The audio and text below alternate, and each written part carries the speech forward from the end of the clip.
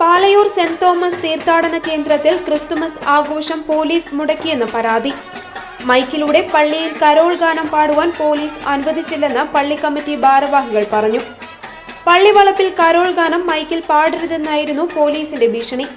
Chavakkad SI Vijith തൂക്കിയെടുത്ത് എറിയുമെന്ന് ഭീഷണിപ്പെടുത്തിയെന്നും ചരിത്രത്തിൽ ആദ്യമായി Carol ഗാനം പള്ളിയിൽ മുടങ്ങിയെന്നും ട്രസ്റ്റി അംഗങ്ങൾ പറഞ്ഞു.